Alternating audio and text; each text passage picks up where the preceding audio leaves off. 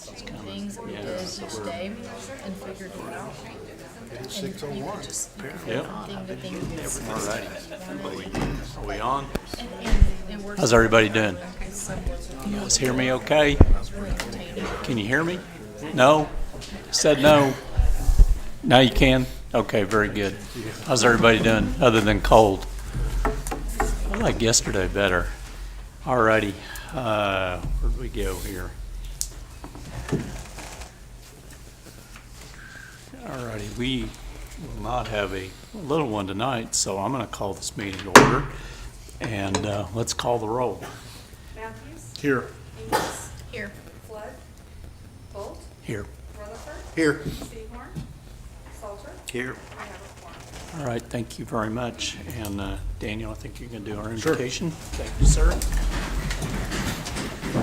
Let's pray. Lord, we love you. We thank you for privilege to gather and consider the business of our community. Lord, we ask you to give us wisdom on each item as we discuss and try to make the best decision for the whole of our community. Lord, we thank you for this awesome community we live in. Lord, we thank you for the staff of our city. Lord, give us all safety as we go through the next couple of days. Remember to help us care for one another as you've cared for us. It's in Jesus' name we pray. Amen.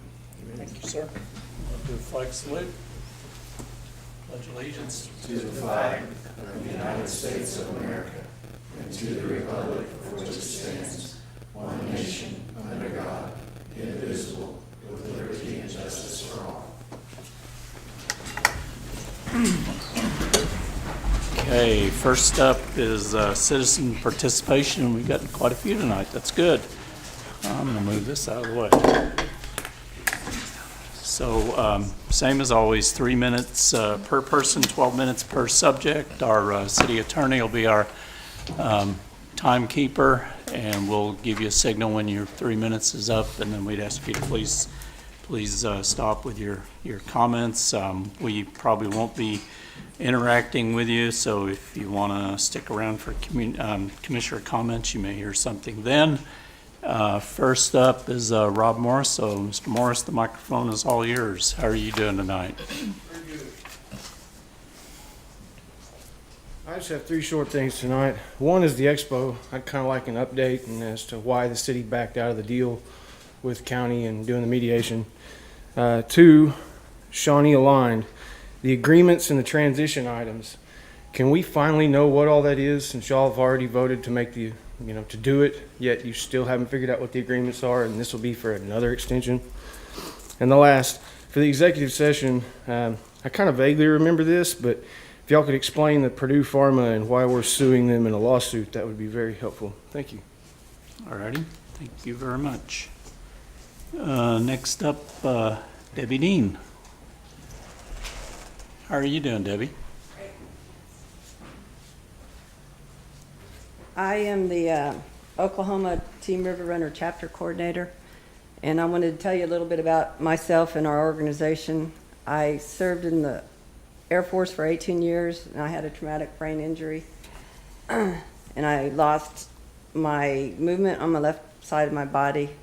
I had cognitive decline, muscle weakness, and I stuttered, and I suffered from social anxiety disorder. Truth be told, sometimes I contemplated suicide because I felt like I was stuck in four walls in my body. My brain thought I could do things, but I no longer could. It took me 4 years to be able to cook one meal with 4 items on the stove. Within time, you can exercise your brain and be healed and improved. My healing began on the water, simple exercises in the pool, under instruction of my PT, exercised my right brain and my left brain, and slowly but surely my mind and body function improved. Excuse me. My husband would take me out kayaking in a tandem kayak. I enjoyed it immensely and had something to look forward to. I felt like I was getting my life back when I could be out in nature. It was calming, and it was my happy place. Later, I found a program called Team River Runner. Team River Runner was founded in 2004 at the Walter Reed Medical Center, where they had injured veteran patients working in the pool using kayaks. They found a way of adapting and configuring the kayaks to meet the specific needs of the patients. The program that started in the pool has now spread to over 60 chapters in over 45 states. It's more than an adaptive sports program. It's an opportunity for veterans to participate and enjoy nature and realize its social, physical, and emotional benefits. It has prevented veteran suicide. It's an environment that facilitates connection, allowing veterans to reunite with families and forge relationships with those who have endured similar pain. Team River Runner creates purpose and community service. And at each event, a paddler gets a chance in a safe environment to get physical exercise, learn a potentially brand new skill, overcome emotional roadblocks left by post-traumatic stress and traumatic brain injury, and to practice basic cognitive sequencing by following small sets of instructions. We welcome vets at any age with any disability and anyone who would like to help support wounded warriors. Healing starts by getting out there and getting on the water. We hold weekly lake, pools, and/or pool sessions, and we float rivers. Team Rivers Runner's motto is, "We are on the river to recovery." Wouldn't you be proud to know your adapted dock will make it able for more folks to enjoy nature and get out and exercise? Thank you very much. Thank you. Okay, next up is Mr. Rick Young. Oh, there you are. I knew I saw you right up front. How are you tonight? I'm a little scripted tonight. I have the old school tablet, so There you go. let's see, we got 5 out of 7, so I think there's a quorum this evening. As I said, I'm Rick Young, Young Legacy Group, Giving Back, currently Ward 3 constituents. That's what would be Mr. Flood. First, I want to thank you for your service as commissioners, mayor, staff, and also the citizens for true change in Shawnee, America. I want to disabuse you, but to let you know, actually to give you forewarn, I do stand before you with an agenda. So full disclosure. And that agenda is to thrust Shawnee, America to the 21st century with the already tectonic paradigm shift that has already begun. And do leave it better than I and my family found it nearly 60 years ago. So I've been a part of this community about 59 years and feel compelled to give back to those that have given and more than what was given. As you know, if we continue to do and say what we've always said and done, we will continue to be where we've always been, because everybody knows that information. So we've got a real good start. I'm just grateful and thankful to the people that are before me, those that are in this chamber. I strongly believe in representative government, especially at the municipal level. 6 wards, 1 mayor. That's our format in Shawnee, America. And as my brother has mentioned, I thank you for the affirmation, for the good of the whole. I'm going to repeat that again, for the good of the whole. Collaborative cooperation. That means each one of you that's sitting here represents a ward, and the mayor is the overseer of all those. As we come together and we decide things, sometimes it's 51-49, sometimes it's not that. But I also believe in the chamber tonight, all that are here are called, ordained, and sanctioned for Shawnee, America, and for such a time as this. So if you're under the sound of my voice tonight, you're supposed to be here. What your purpose is, I don't know. You know. If you don't know what it is, have some time to figure it out, and it would be better for us as a community. June of 2020, I spoke with a lot of the candidates that are sitting before us tonight. I guess there are 2 that I guess you can call it a vetting session. There are some things that were affirmed, and one of those things, but there's going to be transparency within this body, within this city. As a matter of fact, I talked to one of the guys that was actually, I'll just say it publicly, kingmaker of this region. And those are the words he spoke with me about, was the transparency for Shawnee, America. In order for us to move forward. 5 years ago, I had a stroke, January 15th, 17. So I'm more than exercised to see that the legacy that is left of me and my family is a good one for Shawnee, America. Thank you, sir. Appreciate it. Thank you. Mr. Mayor, Yes, sir. can we address this issue Well, before actually, our next? Did, Oh, yeah, it's cutting in and out. he came to me and said he was having trouble with that tonight, right before the meeting. Can we just turn it off? Yeah, I think we'll need it for a presentation later, is that right? It's like off now. It's off, well, it's on. No, it's Oh, well, it's just kind of blinking. flashing. It's flashing Now it's on and back off. on. It's just a complete distraction if it's not gonna work. It's seemed to have gotten a lot worse in the last second there. Our coverage is Maybe not that- doing that does correct. that It's cord just have a that short? monitor. There we go. Okay. There you go. Thank you, sir. That was like a strobe, wasn't it? Yeah. I thought you just Yeah. didn't like your hair. Do what? I thought you just didn't like your hair. Yeah, that too. All right. So next up is Bob Wright.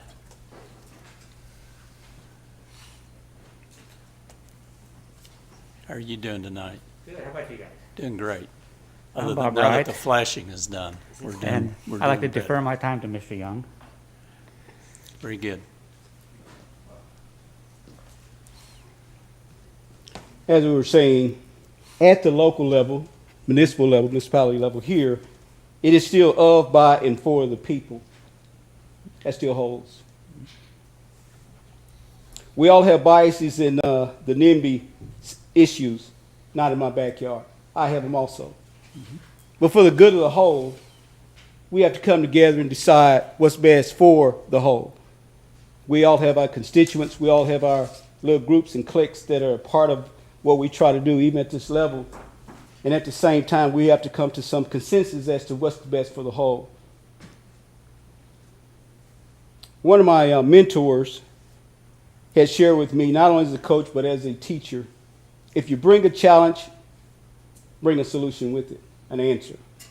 So I don't stand just to ridicule, point fingers, and what have you.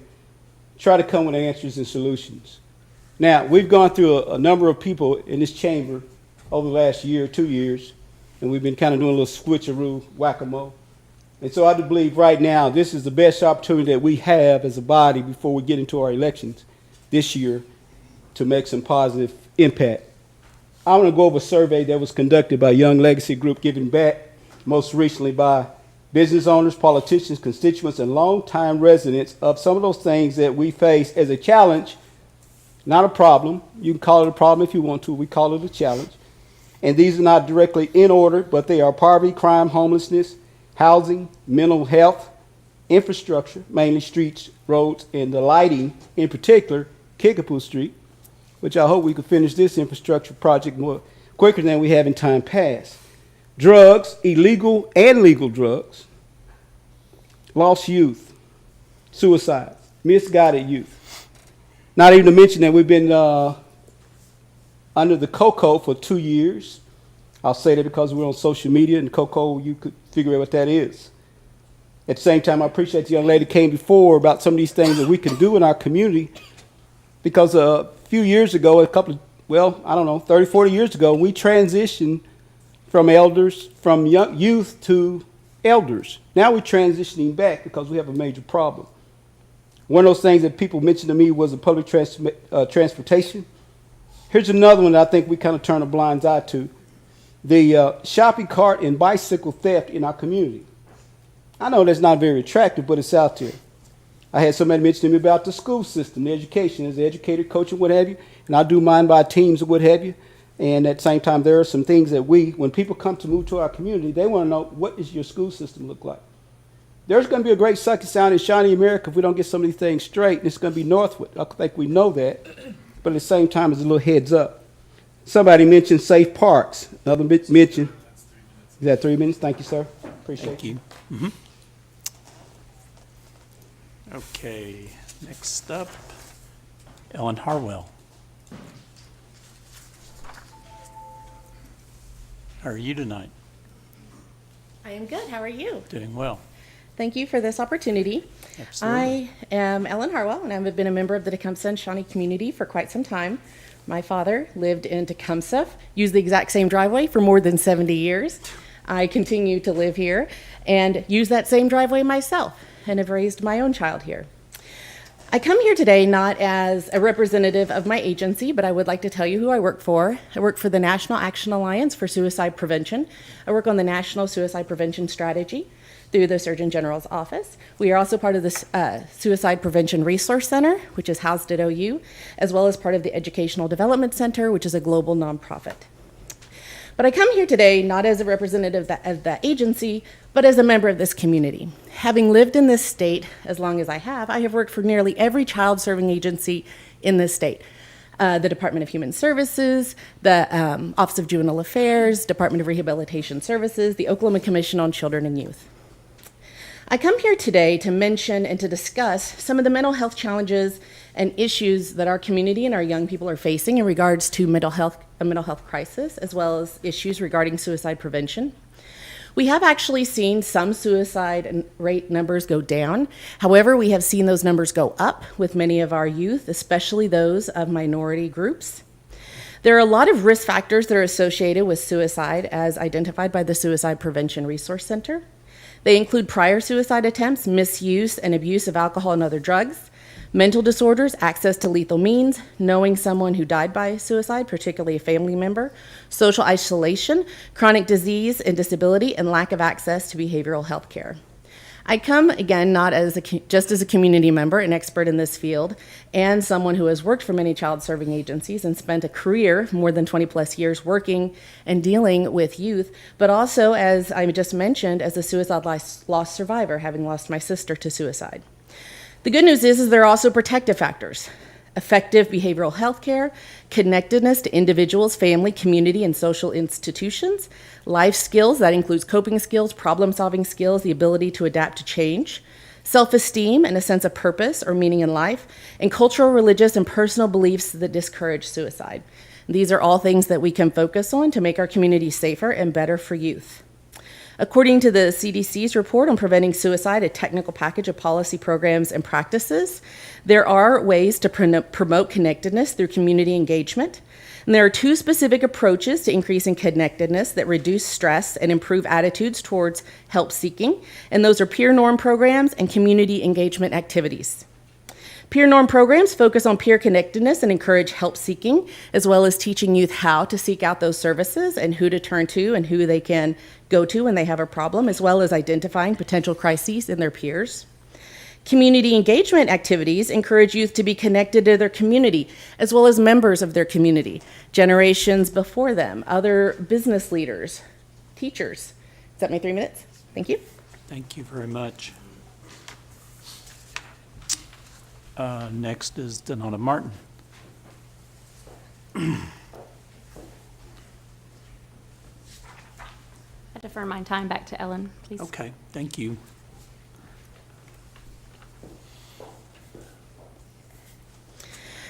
To continue, when we talk about community engagement, activities that encourage youth to be connected to their communities, as well as members of the community, only serve to better their mental health, help reduce mental health crises, promote early identification of those crises if they do occur, as well as prevent suicides and encourage wellness.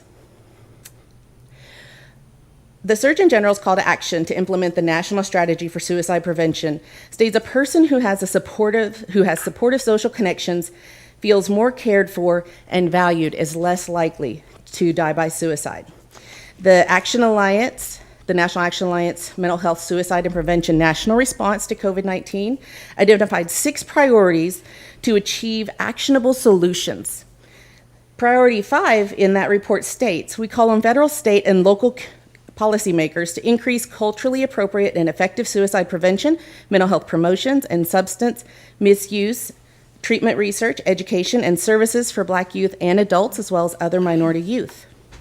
There are many benefits of youth participating in sports, and these are not all just competitive sports that we talk about, such as football or baseball or basketball, other sports that we think of as commonly. They can be non-competitive sports, and I think that this body has definitely spent some time, I do read the news, discussing recreational activities such as kayaking, And there have been other benefits to that as well. Enjoyment of recreation, development of psychological skills. Given what we understand about mental health and suicide prevention, any opportunity local policymakers have to increase activities which promote positive mental health and expose youth to new and varied types of activities should be given great consideration. I understand certainly there are many things to consider, but as someone that has lived in this community and someone that has done this work for quite some time, I just want to encourage this body to give a very hard look and wonderful consideration to anything that provides additional opportunities for our youth to connect with nature, to be part of a group, and to practice wellness, and to also help with their mental health and suicide prevention. Thank you. Thank you very much. Okay, next up is Teresa Cody. So, Teresa, the microphone is all yours. How are you tonight? Hi, just fine. With your permission, I would like to give my 3 minutes to Mr. Young, please. Absolutely.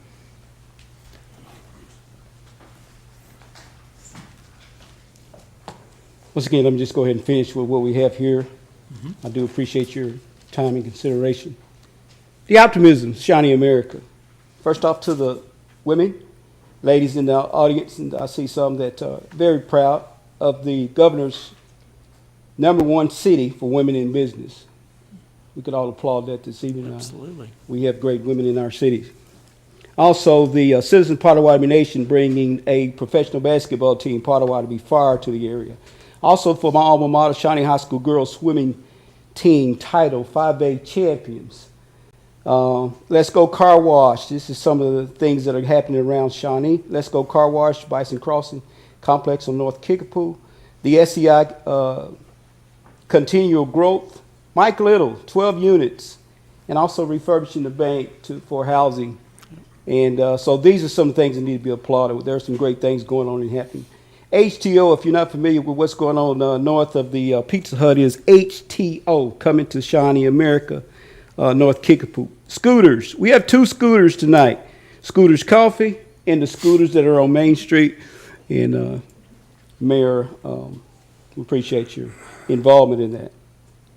Lake Patrol, the utilization of Shawnee Lakes. As I said, I'm a Shawnee G, and so it's good to see some of the things that are going on out there. I appreciate the ladies that have come and shared their testimonies and this different information, and I agree that there are things that need to be done for our youth. We've lost a generation of youth because a lot of that has been, we've been so doggone busy as parents, we just kind of warehouse them like we do some of our elders. And so now we're reaping the whirlwind of that. We lost a young man that looks like me in the community 2 weeks ago to a possible fentanyl death.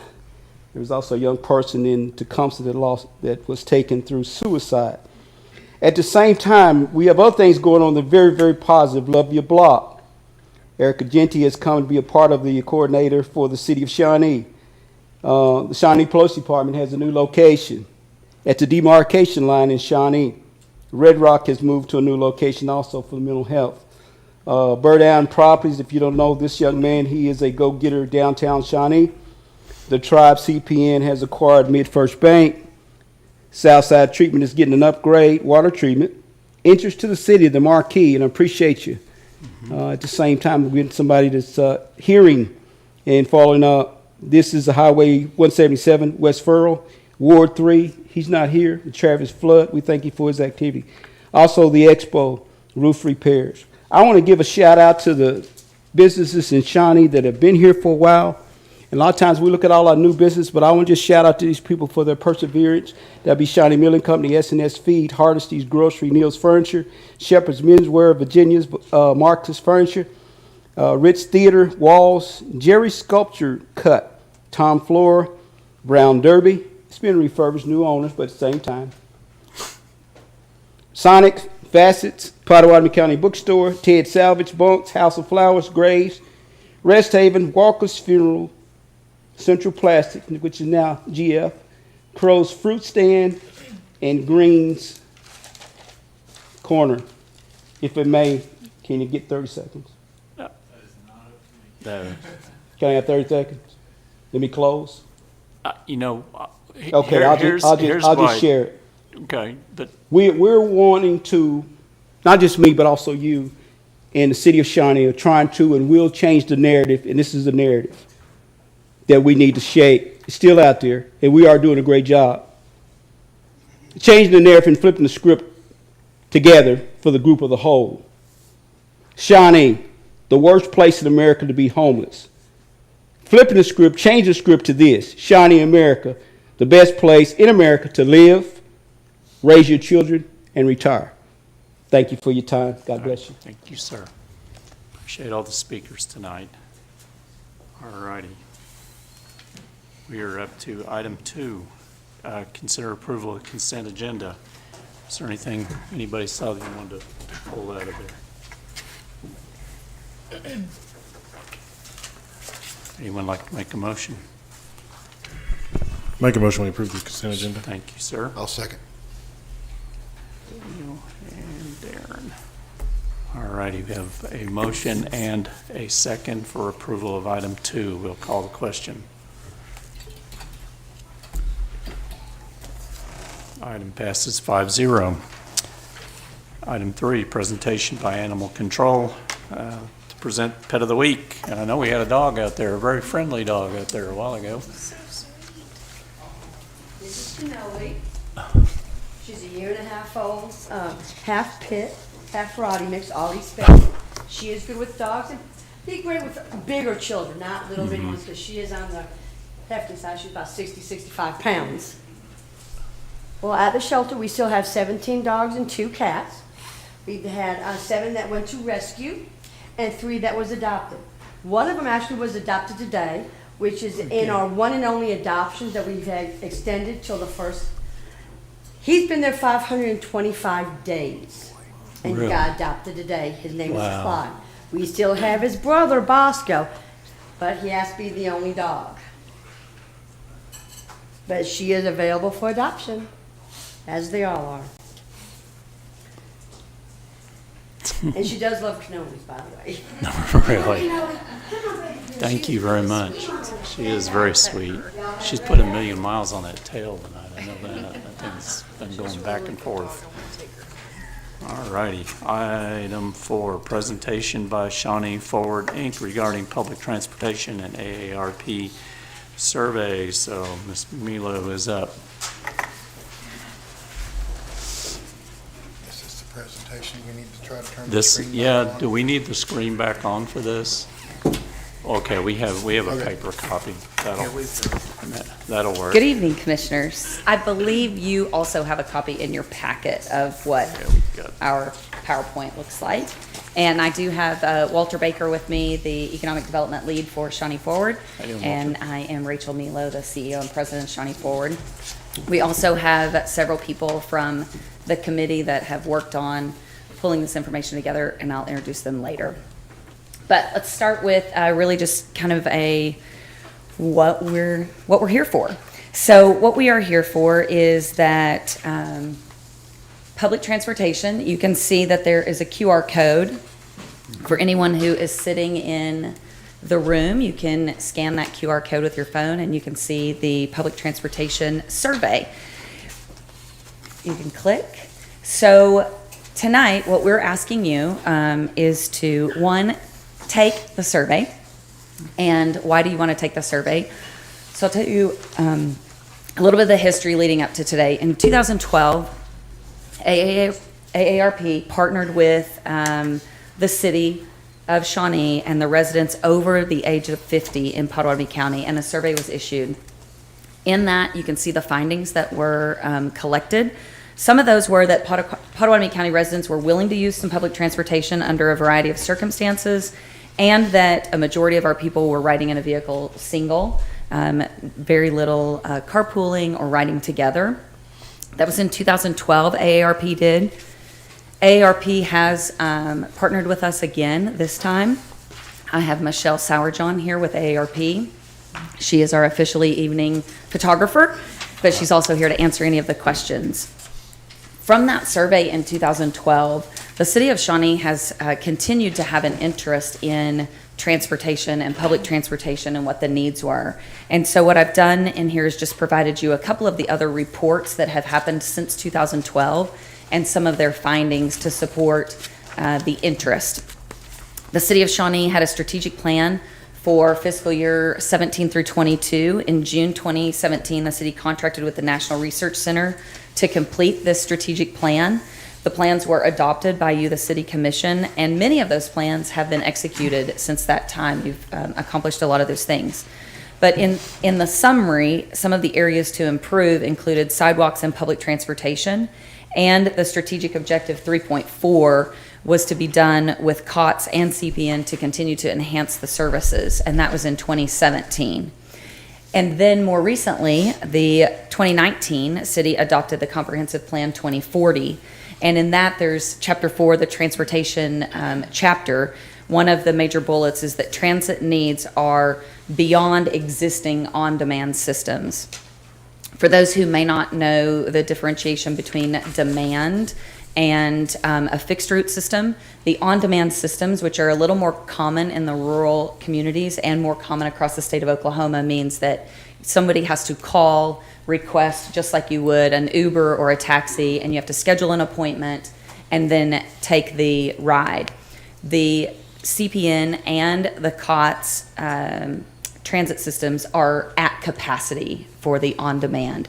In other words, they are turning people away because they do not have enough drivers or enough routes to provide that service to everyone who needs it. Additionally, the CPN has told us that really getting people just to doctor's appointments alone covers almost all of their rides. And so if you needed a ride for jobs or for work, you are further down the line almost than the people who have scheduled them for doctor's appointments and medical. And so we still have this real big demand that's not being met. In September of 2020, the city then also went out and looked for people to do a planning study. That planning study was done by KA Associates to determine the need for public transit. So in 2012, 2017, 2019, and then again in 2020, a study was done.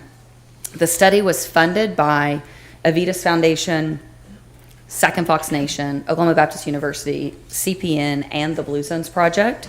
And the findings and recommendations were reported to the community and to the commission through multiple venues. One of the recommendations that came out of that study was that the recommendation was that a fixed bus route system servicing Shawnee to enhance the services should be offered. And you would think, right, that the study, making a recommendation, we'd be at that point where we would be ready to pull the trigger. But the truth is, everybody involved in this really wants to make sure that we have allowed everyone in the community to have input, and we've gotten as many stakeholders' interests as possible, which is what then I'll tell you, I'll hand off to Walter to tell you a little bit of what's been done at the individual level, the committee level, to look at this from an economic development standpoint as well. So I'll defer to Walter. Good evening. How you doing, Walter? So what? Said, how you doing? Oh, fine. You? Good. Thank you. Thank you. So economic development research focus group conducted by KA Associates with the community renewal here in Shawnee found that getting to and from work was a major unmet need. COTS and CPN transit over a 4-year period saw an increase of over 18,000 trips requested on top of their normal load. Approximately 1,000 jobs in the manufacturing sector at any given point in time here it's end of 2021 remain unfilled. So anything that can be helpful there is helpful for all of us, for the community. The Workforce Committee and the Manufacturing Alliance have identified transportation as a major hindrance, top 3 specifically, to retaining employees. The American Public Transport Association, APTA, found in a study of theirs that for every $1 invested in public transportation, you can yield approximately $4 in economic returns over a measured period of time.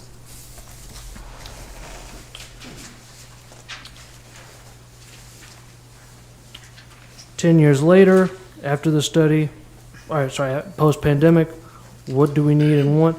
There's a survey of people a survey for individuals 18 and over that is opening today. Everyone encouraged to take it. Survey is being done by AARP's research team for Shawnee Forward in the city of Shawnee. It's a virtual survey, 99 locations across the county, 15-person task force of volunteers overseeing it. It's open from today through the end of March, coming up soon. AARP will collect this data, provide a report to the community. It'll be coupled with the transit study, the input of focus groups. City of Shawnee leadership will be able to evaluate the need. If the results support the study recommendation, COCA has agreed, if possible, if feasible, reasonable, to be the organization that provides the route as an expansion of their current route.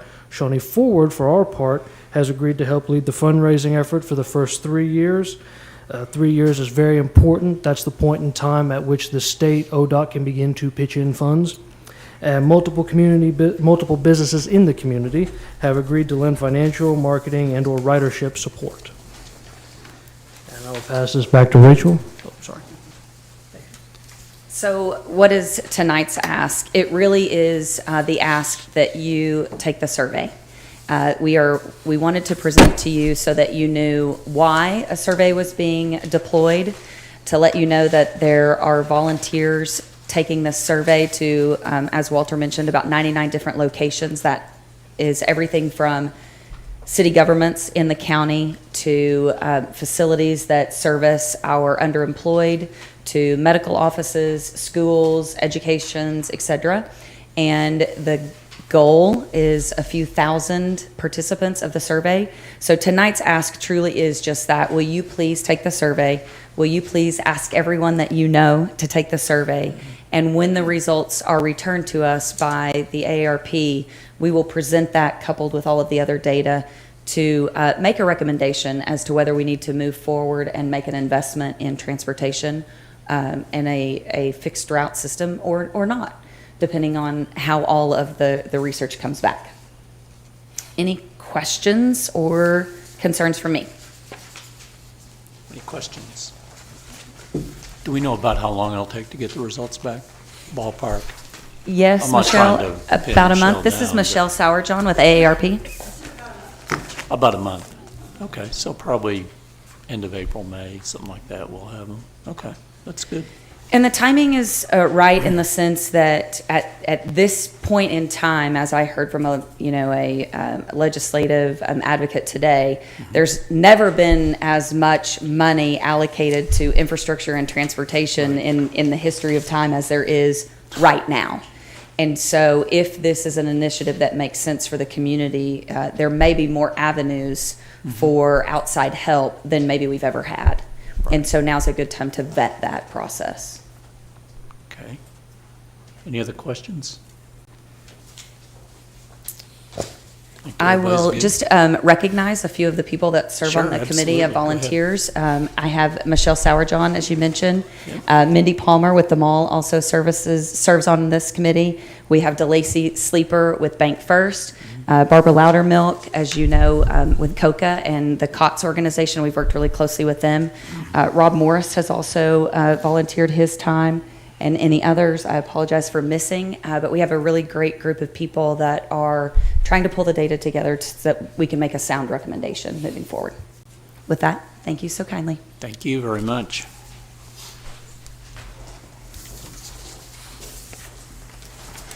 Okay, we are up to item 5, consideration of a second addendum to the continued cooperation agreement entered into by and between Citizen Potawatomi Nation and the City of Shawnee, Oklahoma, to exercise the secondary extension of time frame as authorized in Section 2 of the addendum to the continued cooperation agreement. And Madam City Manager, how are you this evening? Doing wonderful. How are you this evening?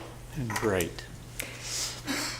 In September of last year, the Citizen Potawatomi Nation and the City of Shawnee have entered into a continued cooperation agreement. All that was done in order to negotiate and mutually agree on the provision of certain public services and the transfer of affected infrastructure. So we're talking primarily roadway infrastructure, signals, water lines, sewer lines, and fire service. And all of that was for the area that was de-annexed by the city back in September.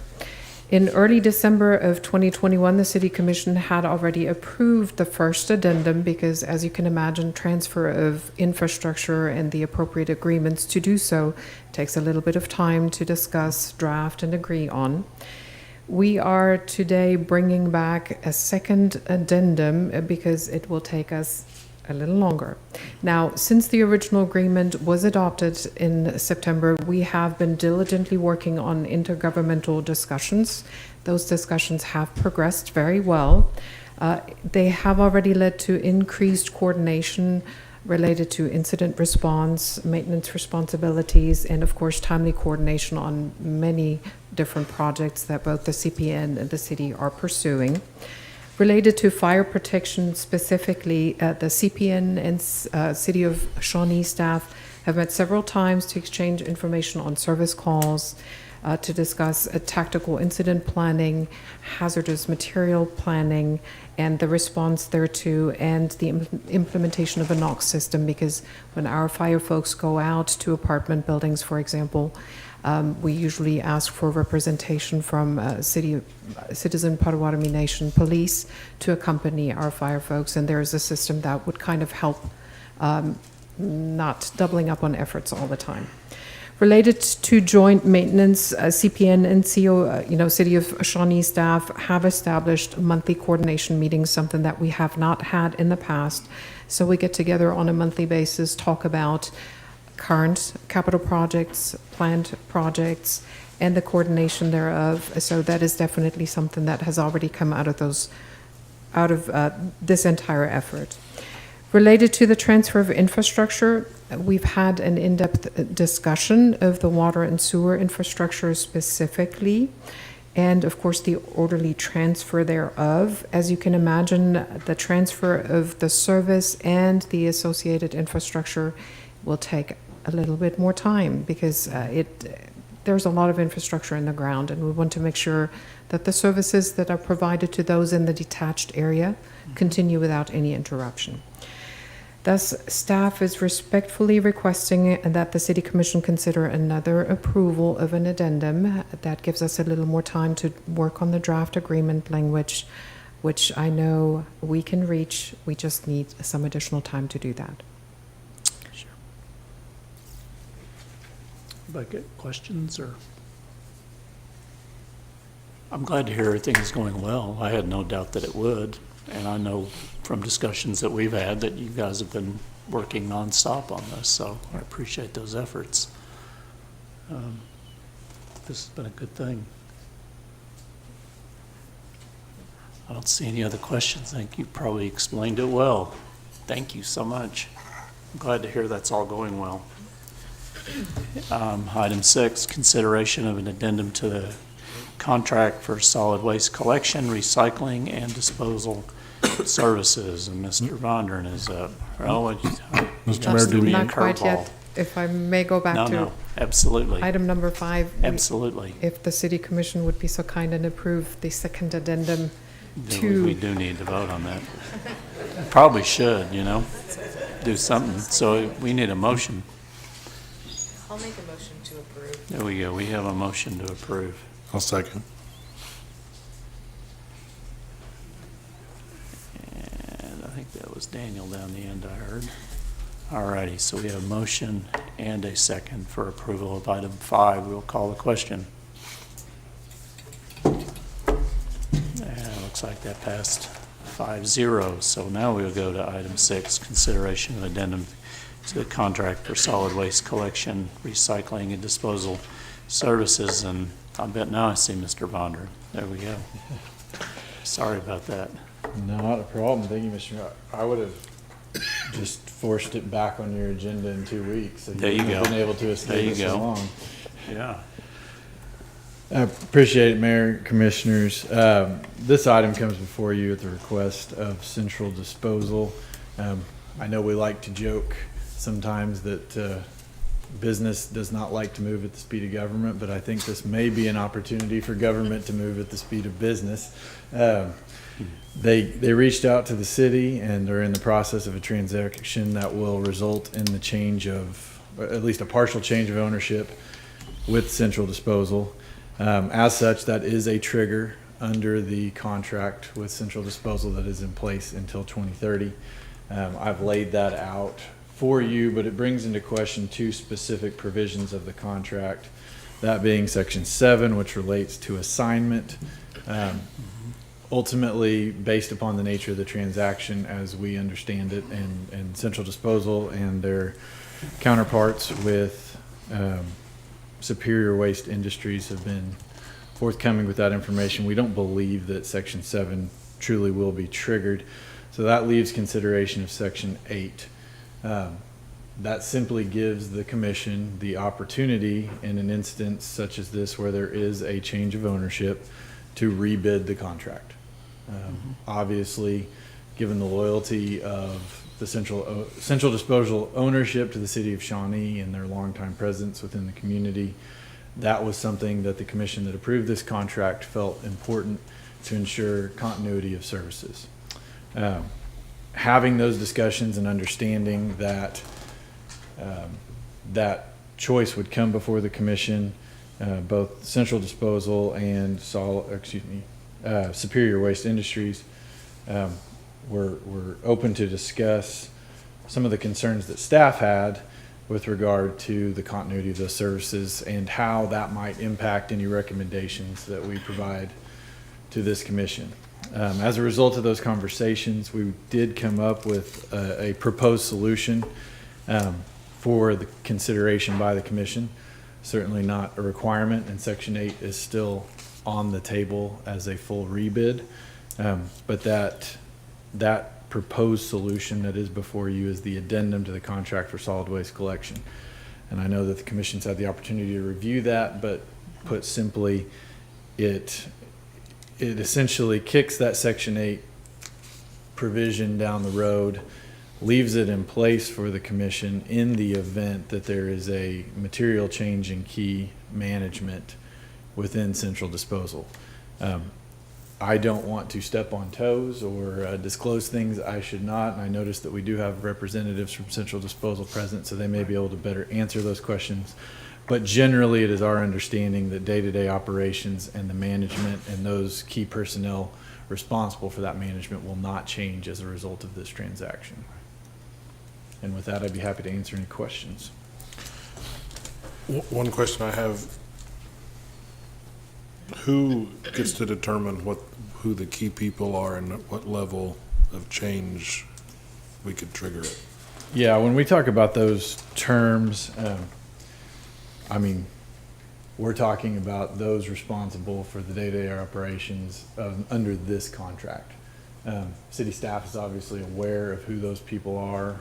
Those have been the nature of the discussions, and any material change there that is not anticipated or worked through or planned for would be a trigger there.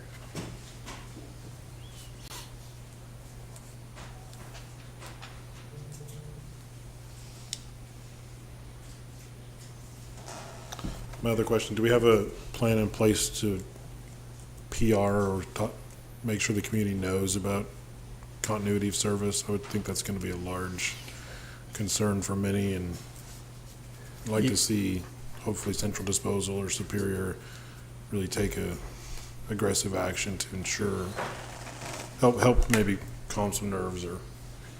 Certainly. I will defer that question probably to the representatives from Central Disposal at this time and Superior. But as it relates to whether legally or from staff level we've constructed any sort of a plan, no, because candidly we're waiting for some guidance from you guys with regard to how we approach this situation. We've presented a couple options here tonight. Certainly they're not the only two options, and this is happening with relative speed, particularly in light of the pace at which we usually travel. So yeah, I think if that question might be better answered by the representative. And I only ask that because I know the potential headache it could cause for our friends in the water department and the endless calls, and some plan would lift hopefully some burden off of calls into their offices. Mm-hmm. I'll ask, you guys have back here. Tentative closing date? The 28th. February? Okay. You better get up here and answer that question. then. Yeah. Yeah. Good evening. How are you? My name is Todd Adcock, Central Disposal. And Lisa and I have talked about this first and foremost.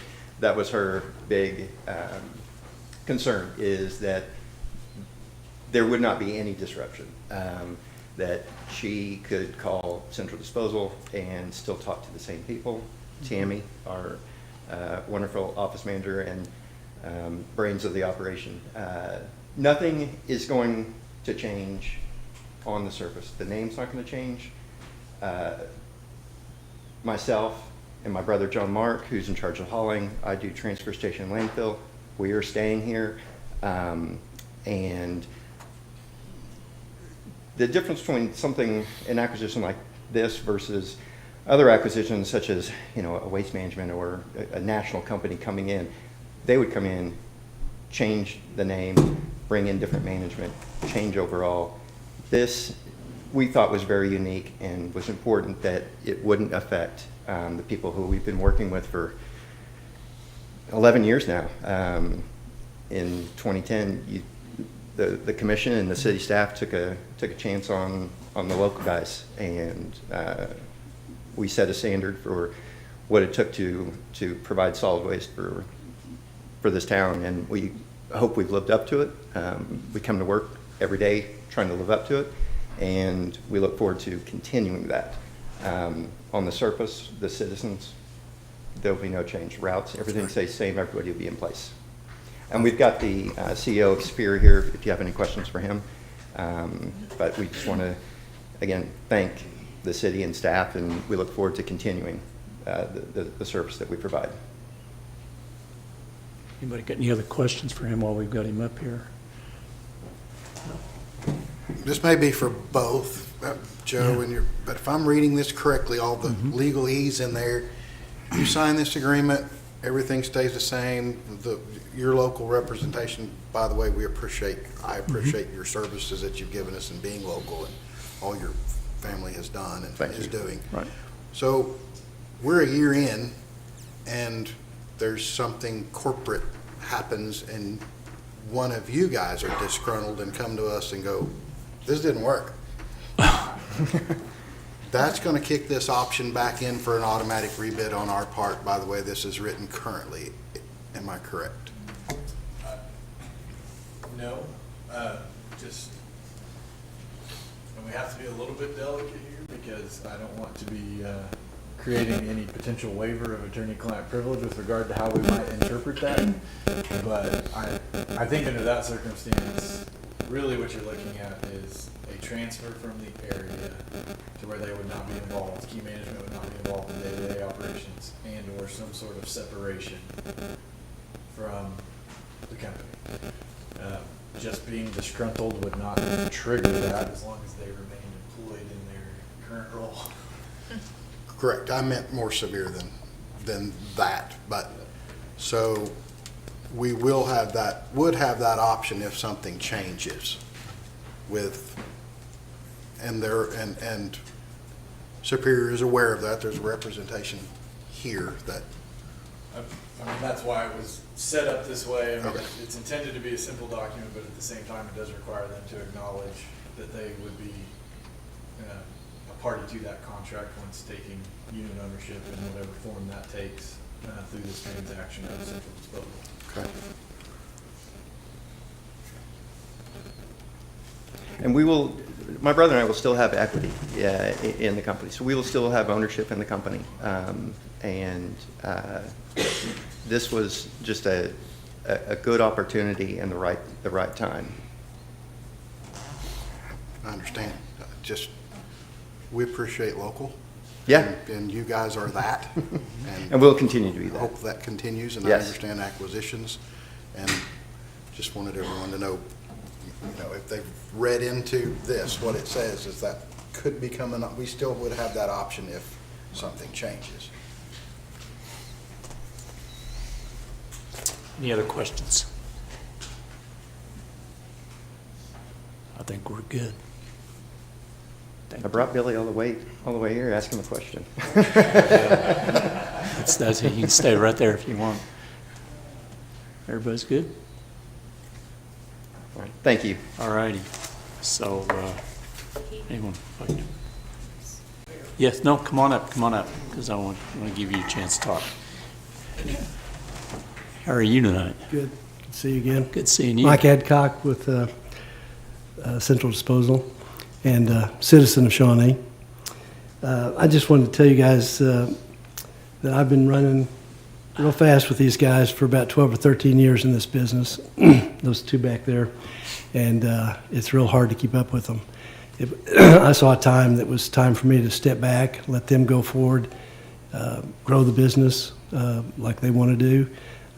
They found a good partner, I think. Here's what I can guarantee you. You guys know me a long time. As long as Todd and John are here, your service will not be interrupted. You will know nothing about, this transition. I can tell you about Mr. Billy Dietrich. This transaction's been going on. We've been talking for several months. I've been involved in M&A, as you know, most of my life, mergers and acquisitions. This guy, when he says something, he does it. He's told us that he understands customer service. He's been in this business many, many years. And I have all the confidence in the world that you're going to get from him as an owner of what you've gotten from me watching these guys, take care of the city of Shawnee and all of its other customers around town. So I wanted to just kind of set your minds at ease. As you say, if things don't work out, which we don't even contemplate, you can always come back and revisit this pursuant to the addendum. So, yeah, you should ask Billy a question. He came all the way here. Really?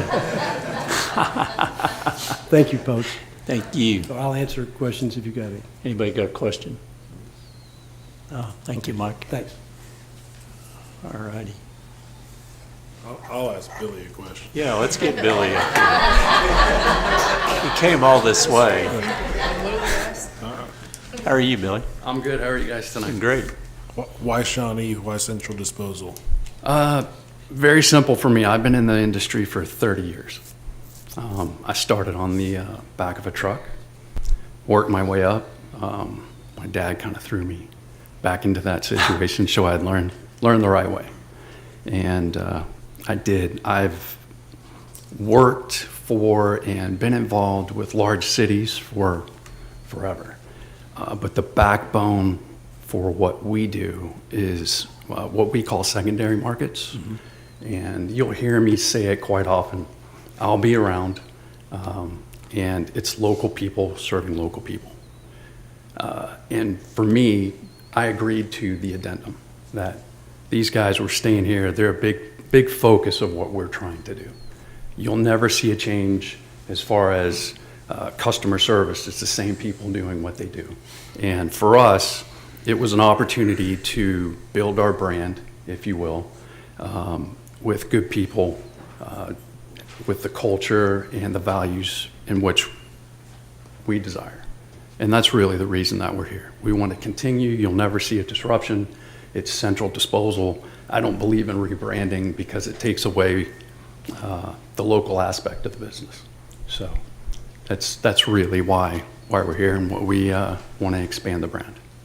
So, and we're excited about the opportunity and being involved in the community even more. So answer any questions. Came all the way from Florida for you. Can you bring better weather? I was hoping you'd give me better weather. Anybody got anything else? Benny, you good down there? I'm fine. Yes. All righty. Yeah. I have a question. Yes, ma'am. Do you guys have any intention on expanding upon the recycling program that we have currently to glass or other? I think that's definitely, after we close the acquisition, that's something that, Todd, John, myself will sit down and discuss, new opportunities that we can, bring to the area and to the city. So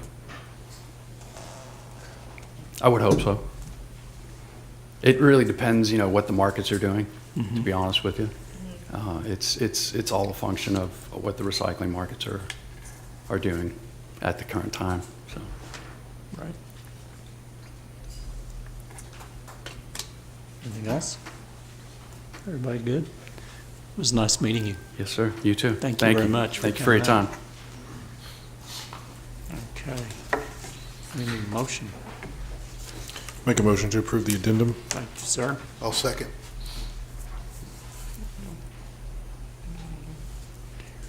All righty, we have motion and a second for approval of item 6, so we'll call the question. Motion passes 5-0.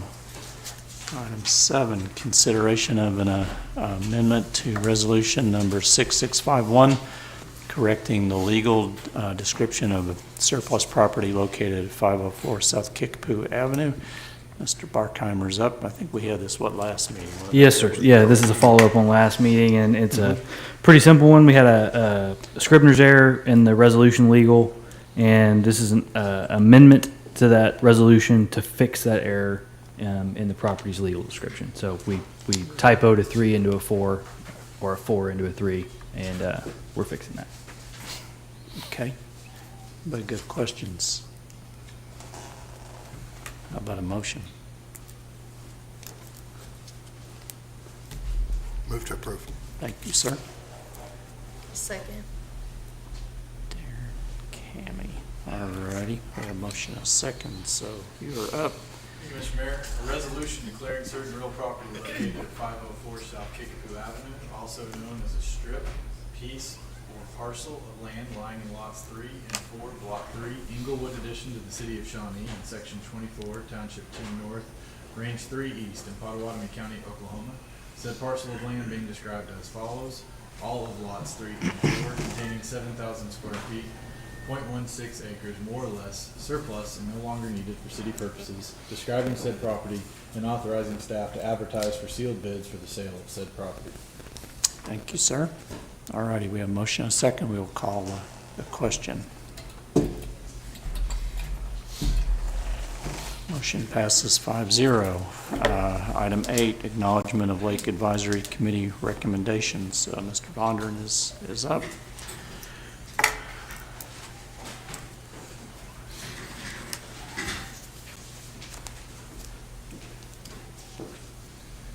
I am certain that everyone is still tired of listening to me talk from the presentation.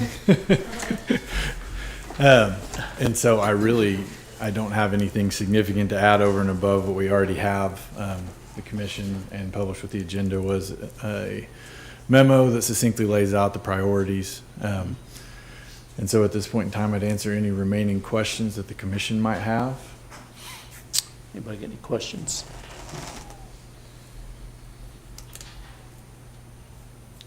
Don't see any, so All right. I think we got them all answered. So, anybody got a motion? I'll make a motion. Thank you, ma'am. We have a motion. Second. Thank you, sir. Okay, we have a motion and a second for approval of item 8. We'll call the question. Motion passes 5-0.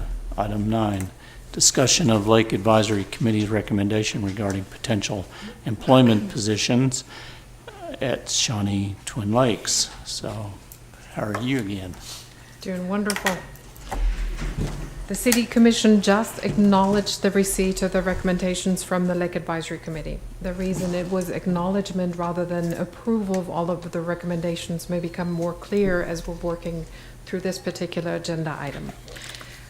One of the high priority recommendations within the report was the provision of a lake ranger. 3 different options were proposed, A, B, and C. A being 2 full-time employee positions, one a dedicated CLEAT certified law enforcement officer and the other being a certified code enforcement officer. B was a contract code enforcement officer for a limited amount of time, then to be followed up by a CLEAT certified officer and code enforcement certified officer all rolled into one. And C was 1 full-time equivalent that may not have any certifications but would coordinate any of the response needed with code enforcement and police as appropriate for the Shawnee Twin Lakes. Now, the Lake Advisory Committee made those recommendations and asked that the City Commission consider future budget allocations and then retain the appropriately qualified personnel in order to make this happen. When these three options were discussed in-house related to both financial feasibility and potential safety implications, we noted certain concerns with each one of those. And in particular, those are that pursuant to state law, code enforcement officers are not allowed to carry firearms. And finding an officer that holds the dual certification of both CLEAT certified and code enforcement certified, that would definitely shrink the pool of potential applicants. Another one of the concerns was if an employee is on vacation or work-related injury or any kind of other absence, the city does not really have the current resources to just fill this opening on the spot. So it would remain open for the time of the absence. And then there is a significant concern that the response time for additional law enforcement backup could potentially take up to 25 minutes. Just simply because our Shawnee Twin Lakes is separate from the rest of the city proper. Now, keeping these concerns in mind, city staff explored two additional options which would better address both the desired 24/7 coverage the Lake Advisory Committee is seeking, but also avoid some of the logistical and legal implications of having staff on call 24/7, which of course, as you can imagine, we cannot do. So a new option D would include 3 CLEAT certified law enforcement officers. It would give the lake that 24/7 coverage desired. However, the one significant concern lingers, and similar to options A, B, and C, it would put only one officer on lake patrol, and that particular officer would still have to wait 20 to 25 minutes for backup if the need arose. City staff also drafted a final option, option E, which has that built-in law enforcement backup built into the option, and it would entail 6 CLEAT certified law enforcement officers providing 24/7 coverage. With this option, the lake area would be carved out as a designated patrol district. It would increase our number of patrol districts from 4 to 5 across the entirety of the city. And as you might have imagined, the cost associated with any of these options, A, B, C, D, or E, must also include the purchase and ongoing maintenance of patrol vehicles. We built all of that into annual cost matrix and annualized the cost over 10 years with the appropriate capital purchase cycles and maintenance built into it. Option C, with a potential non-certified person living at the lake, being on call 24/7, again, legal and logistical resources not really allowing that option. It would be the cheapest at $88,000 per year, followed by option B and A with $112,000 and $194,000 per year respectively. With 3 and then 6 officers proposed for the new options D and E, those annual costs run almost $400,000 and $900,000 per year. And I understand that this is well above and beyond the current police department expenditures we already have. Now, it is important to keep in mind that all of these options are to provide the desired 24/7 coverage, but we have to take into account that officer welfare component. And for that, I would like to call our very own Chief Wilson, because he has a story to share when he was on Lake Patrol and he was the only one. How are you, Chief? Doing good. Thank you, Mayor. Good evening, Commissioners. So, yes, I've been around long enough to have some stories to tell. But, public safety, of course, is our priority, but as Chief of Police, also officer safety is a priority to me. And I've always tried as Chief to take my experiences that I've had in my career, the good ones, repeat those, the bad ones, stay away from them. And I did spend some time as a Lake Patrol officer during my career. And there was actually one afternoon I was out there at the lake, and there was a call that came out of a robbery in town, and they give out a vehicle description. Well, I was leaving Isaac Walton Park and my vehicle, and I see that vehicle matching the description come in, make the circle to come out. I stopped my vehicle at the entrance and called it in, said I had the vehicle. I stopped them, of course, had everybody at gunpoint. I had 6 people in the vehicle. So, of course, I'm waiting for backup from town. I get everybody where I have control of them out on the ground. I've got 6 people laying on the ground. And the ringleader who was driving actually raised up at one point and he said, "You can't get us all." Well, luckily, you get the faint sound of a siren, you know, while you have that empty feeling in your stomach waiting for backup, that faint sound of a siren coming from town.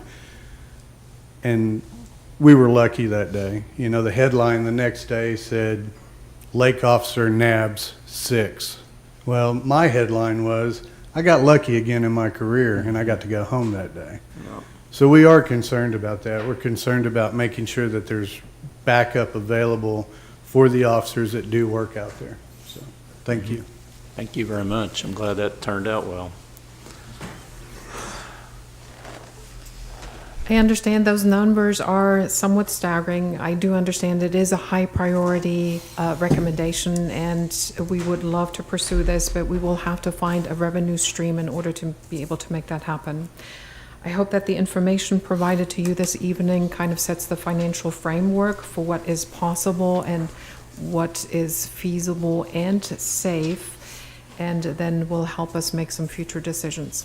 At this point in time, staff is not asking for any recommendations. It was just simply for information only.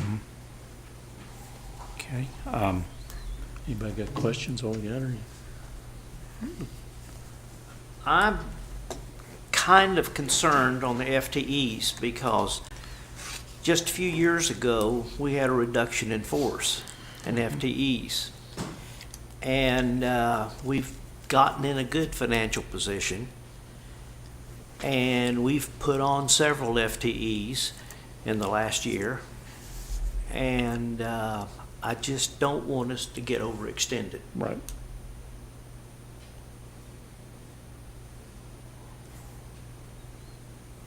I could not agree more, which is why I said we really need to find another revenue stream.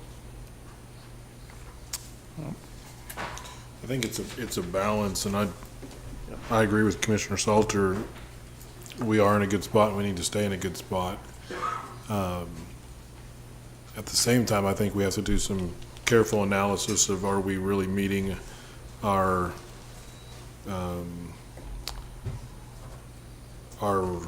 duty to the citizens that live in that part of town. We've made it a part of city limits. We have a responsibility for their safety and help as well.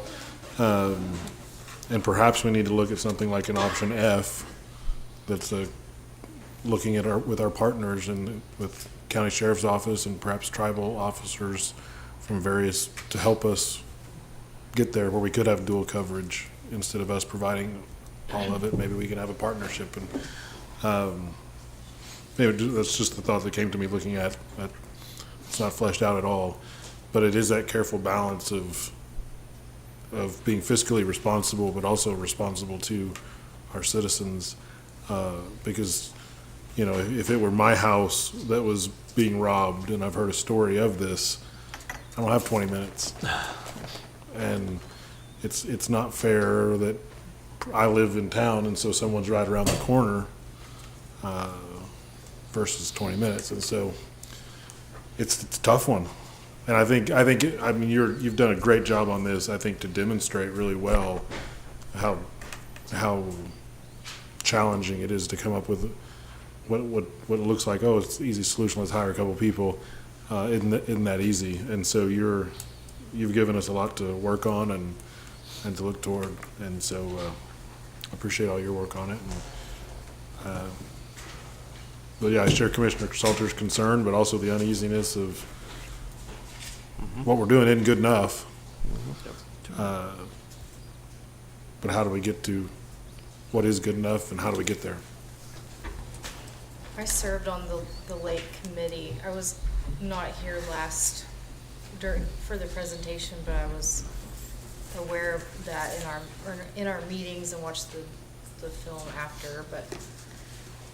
But it seems to be the greatest concern from the lake residents, in particular, the element of the patrol and the safety. So obviously that's high priority to me as Ward 2 Commissioner. But looking at the numbers, it was pretty staggering. So finding a balance would be my priority between what we can do to make sure that our officers are safe at the lake, and as we look towards any sort of development whatsoever, drawing visitors to our town. We have this great resource at the lake, making sure that visitors are safe as well as the residents that live out there. And I know that almost unanimously on that committee, the safety of visitors and residents was the priority that was talked about over and over. So I quite honestly don't know what's in our budget to allow for that, but I appreciate the efforts making that a priority as we move forward and looking for those revenue streams. Do we have any idea what those are at this time? One of the revenue streams may be commercialization at the lake itself. If there were to be limited commercialization after the master plan was done, that could potentially then be turned around to fund the policing efforts as well. So it may, I mean, the current problem we have is we send an officer who usually is at the school, and so everybody knows their schedule and they know exactly when the officer is at school and therefore not at the lake, and therefore you have all of those activities you don't want during the time when the officer is at school.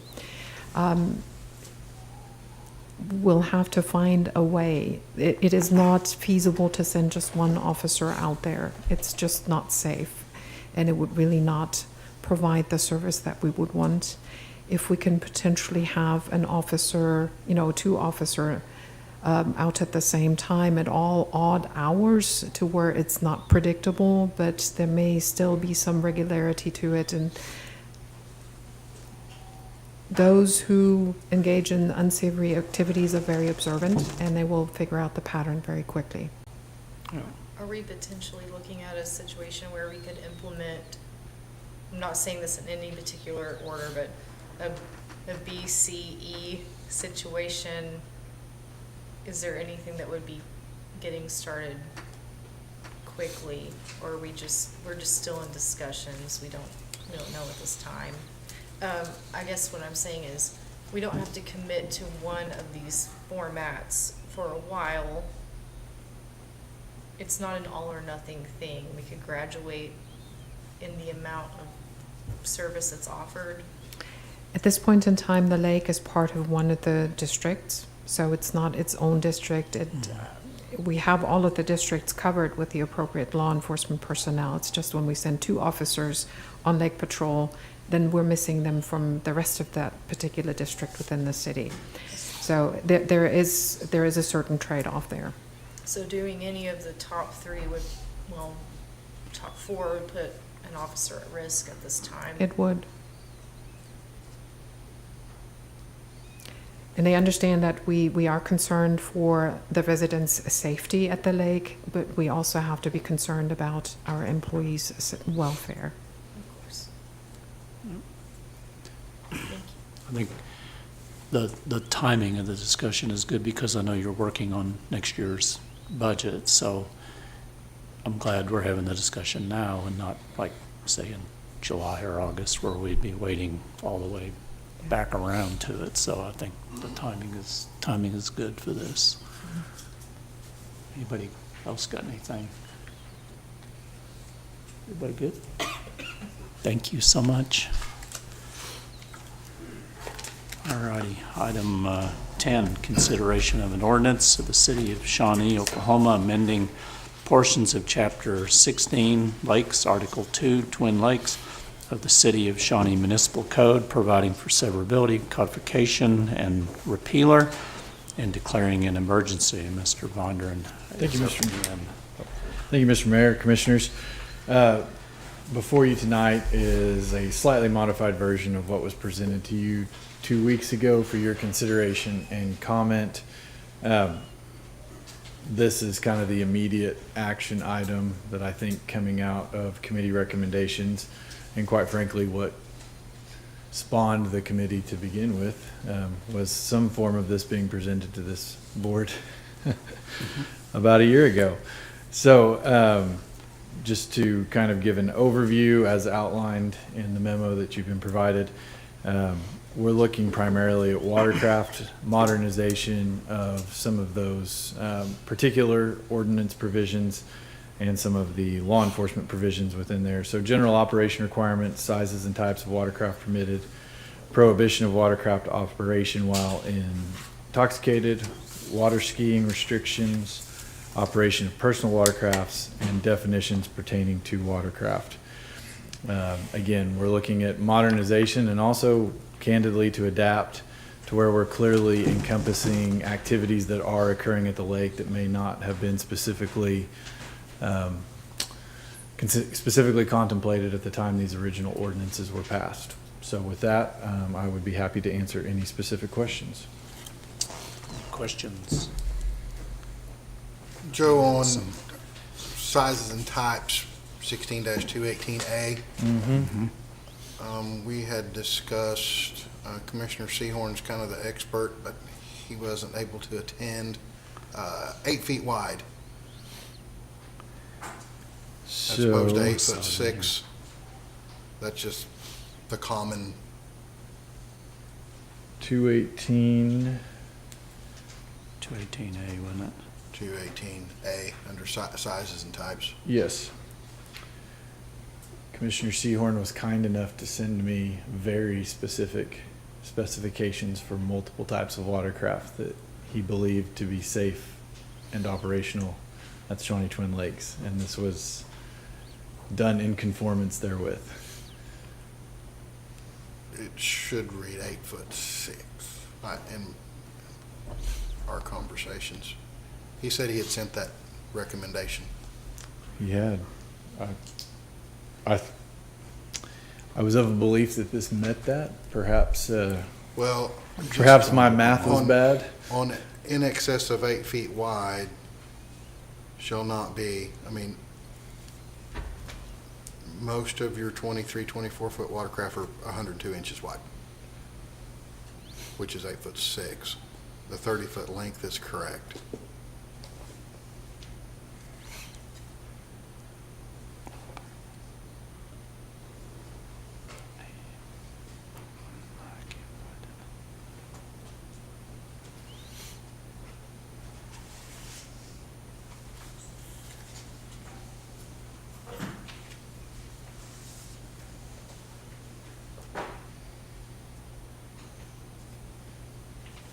Did you say it was 110 inches? 102. 102. 102, so 8'6".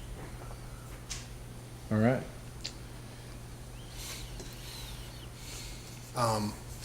My other question is, maybe you can explain where, starting with that paragraph on A, no motorized personal watercraft, then we're talking about actual personal watercraft being wave runners, jet skis at the bottom, so we're listing two different types of watercraft with the same title, and it looked very confusing to me.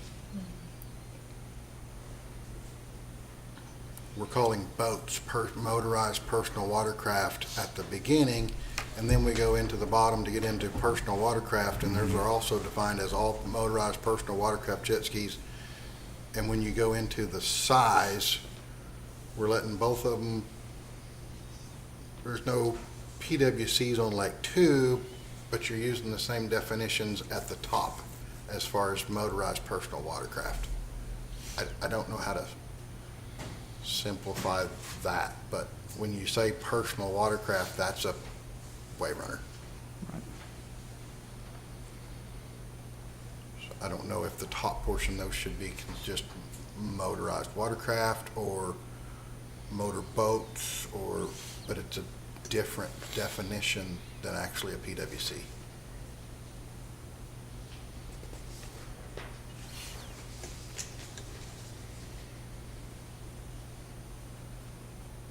And I apologize for bringing this up here. I kind of thought that had been prefaced before Mark left.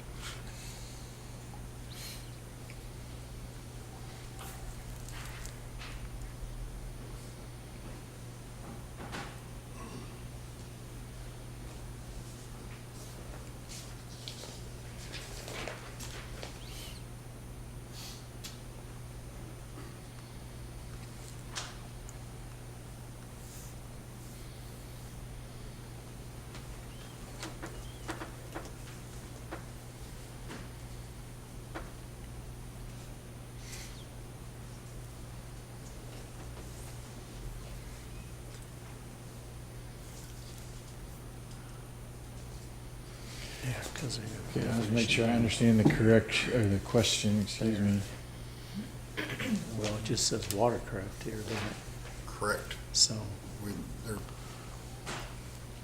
Yeah, motorized personal watercraft is just used so freely to describe everything, but then Well, the definition of motorized personal watercraft means a vessel which uses an inboard motor powering a water jet pump as its primary source or motive of power, and which is designed to be operated by a person sitting, standing, or kneeling on the vessel rather than the conventional manner of sitting or standing inside the vessel, or a vessel which is similar in appearance and operation to a personal watercraft, but which is powered by an outboard propeller-driven motor or vessel less than 16 feet in length. And that's the state definition. Watercraft, okay, so I see what you're, we're using motorized personal watercraft up at the beginning At the that should beginning. be, Yeah. is actually defined as something, intent was for it to be something else. Being almost watercraft. like was watercraft is what Yes. it probably should say. that's exactly right.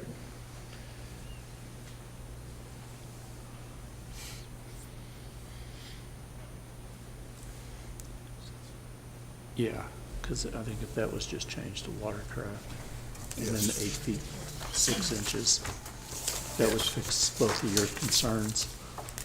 Well, there's a lot of references in there, so I'm struggling on which Yeah. ones need to be, but there needs to be a we need to determine which one's a PWC and which one's a boat. Right. Well, and By we definition. have those definitions, but I think it was misapplied there. So, Yeah. candidly. So really there are two options before the commission now, and that would be to defer this, let us get it another good pass, clean it up, get it back out to you for the next agenda, or we can amend those two very easily corrected by interlineation this evening. I don't know, with the emergency clause, and certainly given the weather today, I don't think we're in a huge bind for people being out on the Yeah. water. No, I wouldn't want to be out there today Um, or tomorrow. So March 7th would be the next opportunity. You guys could probably have it all cleaned up by, of course, that's Tomorrow usually- morning? Yeah. So, I mean, you guys make the call on that. I can live with it either way, considering the time of year we're in. Does anyone see anything else so we can try to get it? I didn't, but you're a lot more of the lake expert than I I mean, am. given the relative simplicity of those two, there's really no issue in just simply announcing the amendment by interlineation through the motion, Mhm. and then we would execute a corrected version. Okay. Is there I don't see any reference to the smaller craft with electric. We can't define electric because we're going to have electric boats, but as a trolling motor, is there any definition or restrictions? Or I don't see any. I don't know that we need any yet, but we don't want to overlook. No, it would simply fit under the definition of watercraft. Depending on its size. Correct. Okay. So nothing more restrictive. restrictive of that.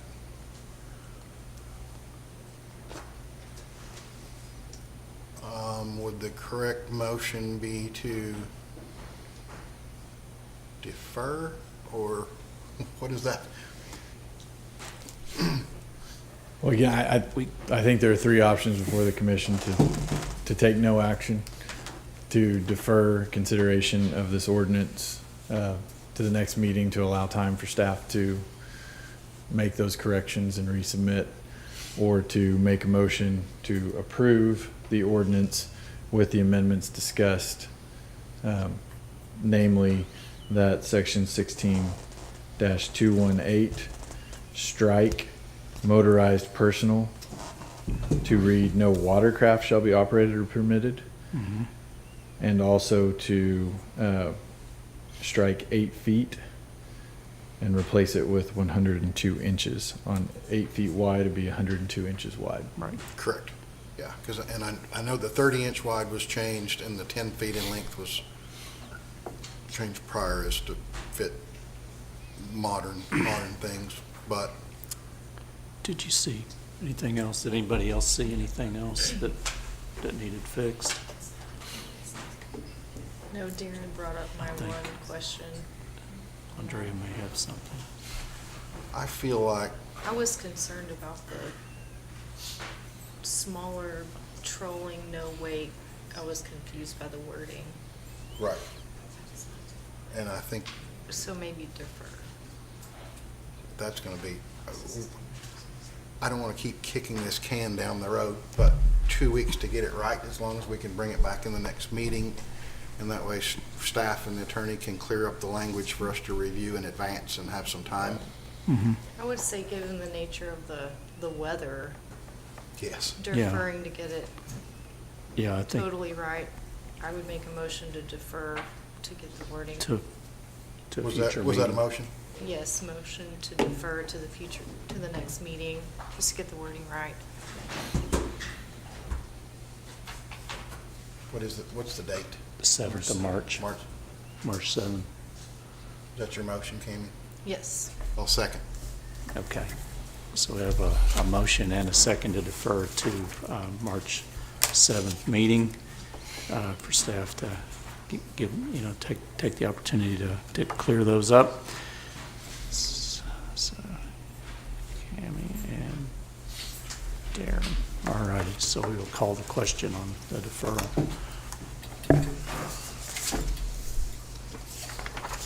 And it passes March 7th, so we will talk about that next meeting. Item 11, public hearing and consideration of an ordinance to rezone property located at west of, located west of 190 West Shawnee Mall Drive from CP Planned Shopping Center District to C3 Highway Commercial District, case number RZ02-22, applicant Muhammad Khan, PESMC Consulting, and Mr. Harkins up. How are you, sir? I'm good, Mr. Mayor. Thank you. Commissioners, this is a rezoning item being brought to you tonight. This is the first of 3 items for this property. The rezoning request, as mentioned, is to rezone from the CP Planned Commercial zoning district to the C3, the Highway Commercial. This is at the Shawnee Mall area. The property in question is adjacent to what we know as the Garage Restaurant currently. So this is an undeveloped property that'll be converted into an outlot and platted, as you can see on the other items related to this on the agenda. The request is in conformance with the comprehensive plan. The land use element describes this as high density or higher density type commercial. And the C3 is really an extension of the existing 3C zoning district when you look at the current zoning map. The applicant is also here in case you do have questions of him, but staff is happy to answer any questions you might have at this time. Anybody got questions? Okay. Looks like we're all good. All right, Thank you, thank you. sir, very much. Okay, so we need a motion.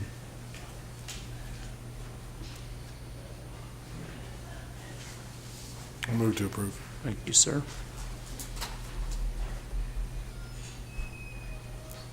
Do we have a second? I'll second. Thank you, ma'am.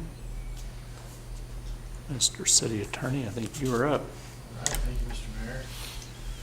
An ordinance concerning the zoning classification of the following described property located within the corporate limits of the city of Shawnee, Potawatomi County, Oklahoma, to wit, a tract of land that is part of Lot 2, Block A of the recorded plat of Shawnee Mall Subdivision, document number 1989-00012230, in the northwest quarter of Section 31, Township 11 North, Range 4 East of the Indian Meridian, Potawatomi County, State of Oklahoma. Said tract of land being described as follows. Beginning at the southwest corner of Lot 1, Block 1 of the garage at Shawnee Mall. Document number 2015000152219, thence north 89 degrees, 58 minutes 57 seconds west, a distance of 119.37 feet.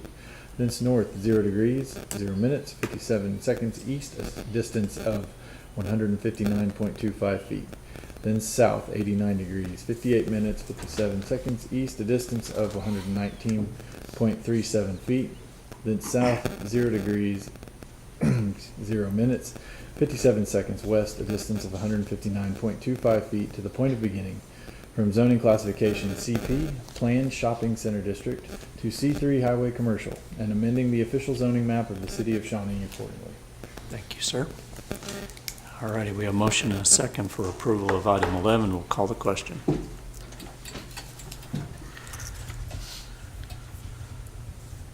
Motion passes 5-0. Are we going to have a public hearing? We are. I apologize. So we didn't open the public meeting. So is there anyone here to speak in favor?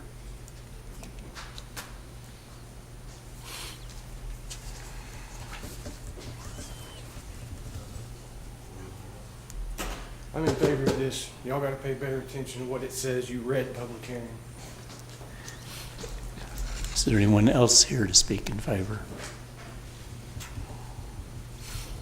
Anyone speak in opposition? Very good. We'll close the public hearing. Daniel, you still have a motion? Yeah, I'll make a move to approve. We still have our second. Thank you very much. We'll call the question. You don't need to read that again, do you? No, it's in the record. Thank you, sir. Oh my gosh. Motion passes 5-0. Item 12, consideration of preliminary plat for Striker Equities at Shawnee Mall Subdivision located west of 190 West Shawnee Mall Drive. Case number PPL 01-22, applicant Muhammad Khan, PE, SMC Consulting. Mr. Harkins is back up. Thank you, Mr. Mayor, Commissioners. This is, as noted, the preliminary plat request for the property that you just approved for rezoning. This is a tract that is just under a half acre in size for a commercial property. Staff, both in engineering and community development, have reviewed the preliminary and final plat request application. There's an access agreement being worked out that the city engineer has approved between this property and the garage so that they have cross access. Otherwise, staff had no other comments. Planning Commission recommended approval. Discussion.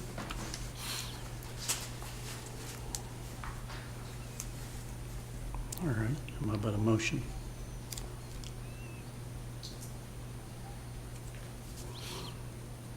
I'll move to approve. Thank you, sir.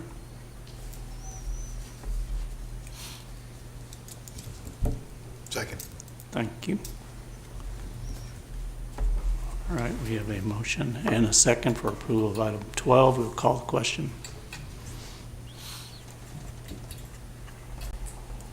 Motion passes 5-0. Item 13, consideration of a final plat for Striker Equities, Shawnee Mall Subdivision located west of 190 West Shawnee Mall Drive. Case number FPL 01-22, applicant Muhammad Khan, PE, SMC Consulting. Mr. Harkins up again. Thank you. This is that third and final item for this property. This is the final plat request. Staff recommended approval of the Planning Commission based on factors also noted with the preliminary plat. Planning Commission approved this item, recommended approval of this item, I should say, by a vote 4-0 to 1. Questions that staff can answer at this time? Any other questions?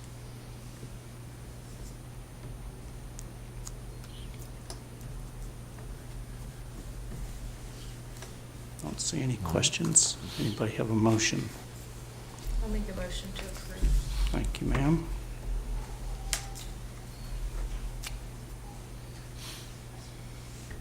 Anyone got a second for that?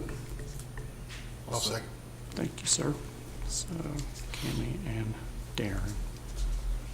All righty, we have a motion and a second on item 13. We'll call the question. Motion passes 5-0. Item 14.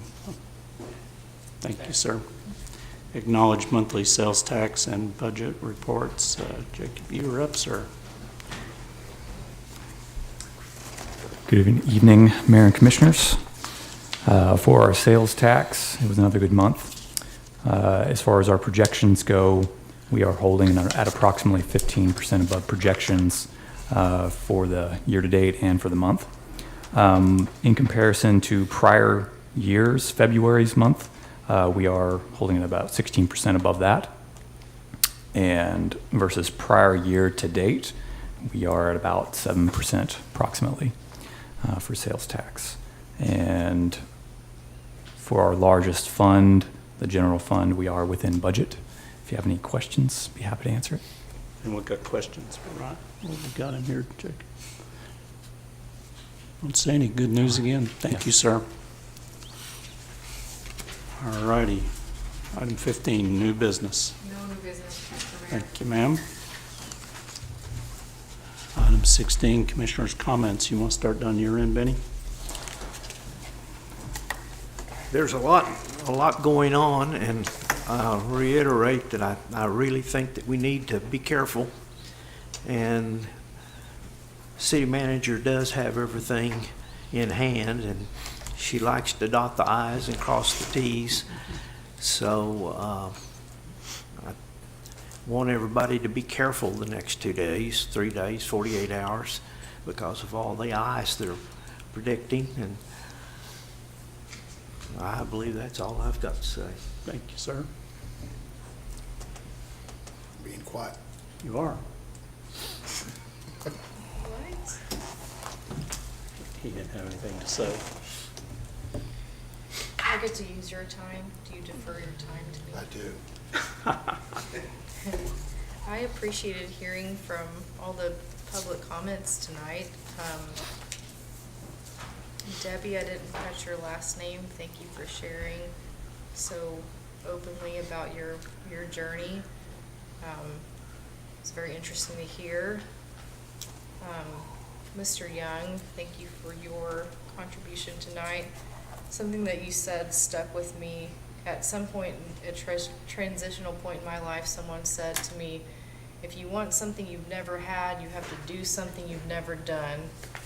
And you pretty much paraphrase that. And that was a big, simple thing that was said to me at some point and really made a difference in my life. And I appreciate your acknowledgement of those things that we're tasked with doing at this time. My hope is that we can collectively attract and maintain talent, stop a brain drain that the city's experiencing or has experienced in past years, and do so by increasing the quality of life, which I think we've touched on quite a few of those issues tonight.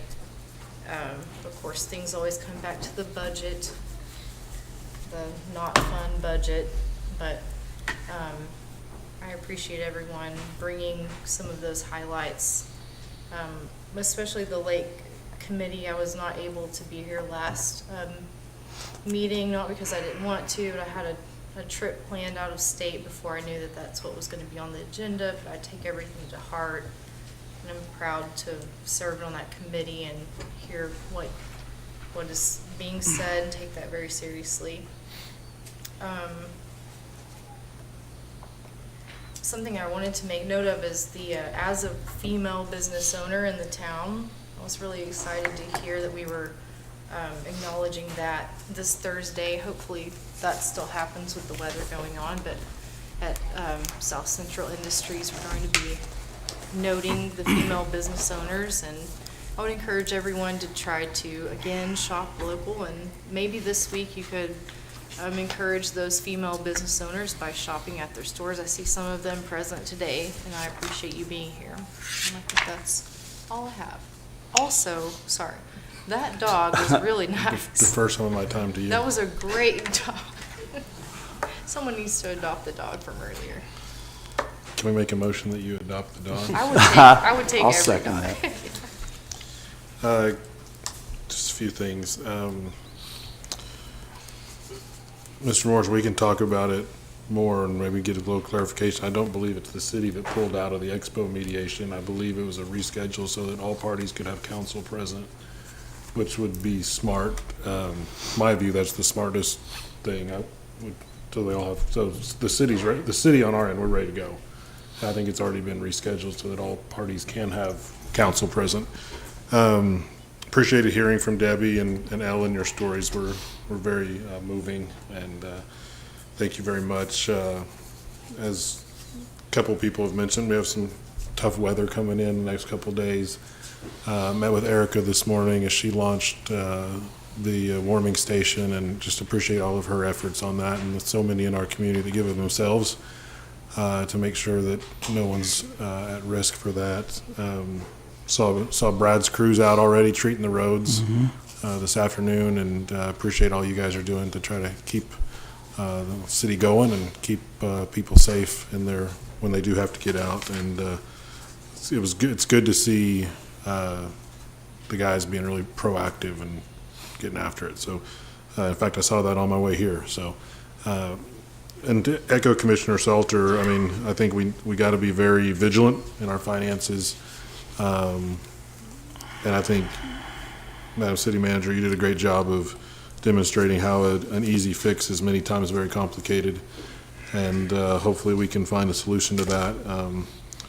Jacob, we like the good budget numbers and things we're seeing, and I would hope, it was a few months ago, I think we heard from an analyst, and I would hope that a part of our new budget discussions can be the creation of an emergency fund. I think they recommended putting back 1% into reserves, and if while times are good, maybe we can't get to 1% this year, but I sure would like to see a budget that puts something toward reserves, because to me that is walking out the responsibility we all say we want to have, whether it's quarter, half, 3/4, and it's a process, or maybe we have enough this year to get to 1%, but balancing that so that we don't get in a tough spot. And perhaps commissioners down the line from all of us can, when we're confronted with a situation where we need to spend some capital to fix a problem, they would be able to have a pool to do that from rather than having to find new streams. So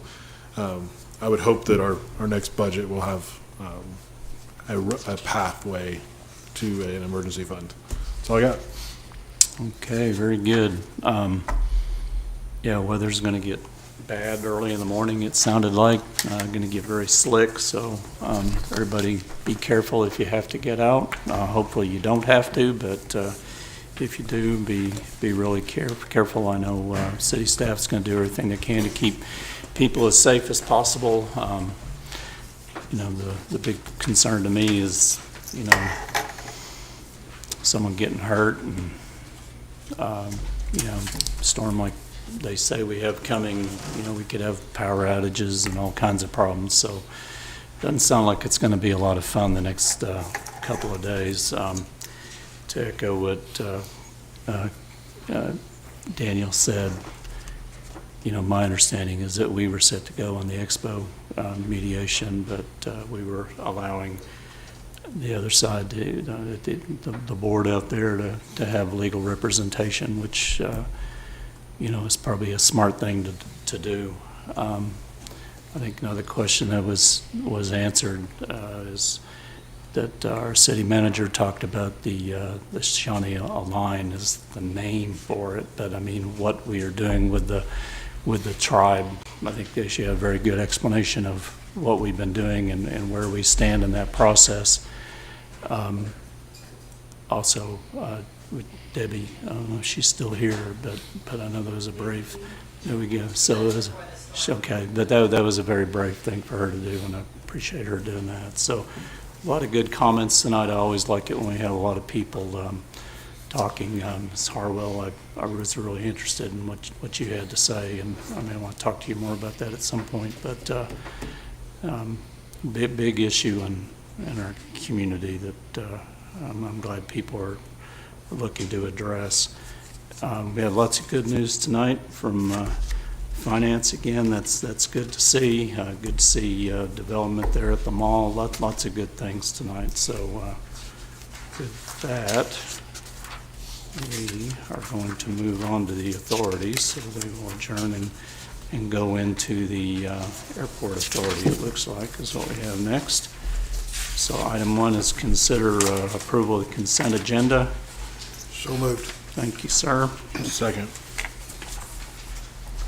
Darren and Daniel. All right, so motion and a second. We will call the question. And motion passes 5-0. Any new business? Item 2. Thank you, ma'am. We are adjourned and we'll go to the municipal authority. Item 1 is consider approval of consent agenda. Move to approve. Thank you, sir. Second. Daniel and Cammie. So we have a motion and a second for approval of item 1. We will call the question. Motion passes 5-0. Item 2, confirm action taken by City Commission on agenda item number 6 regarding the addendum to contract for solid waste collection, recycling, and disposal services. And I think Mr. Vondern is up.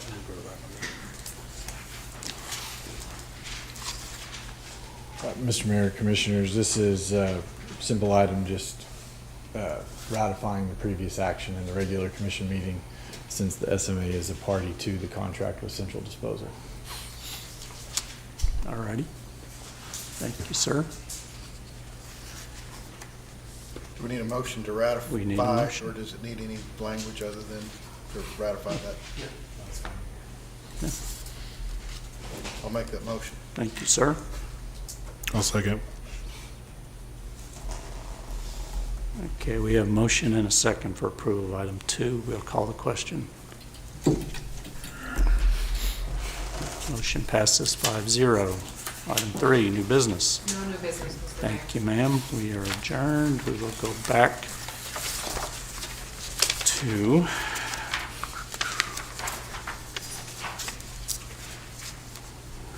we'll reconvene and go to item 17, discussion and consideration and possible action to enter into executive session for discussion of the current opioid litigation in accordance with 25 OS 307B4 to discuss confidential communication between a public body and its attorney concerning Pottawatomie County case number CJ-2019-04 with the advice of its attorney determines that disclosure will seriously impair the ability of public body to process the claim or conduct litigation or proceeding in the public interest.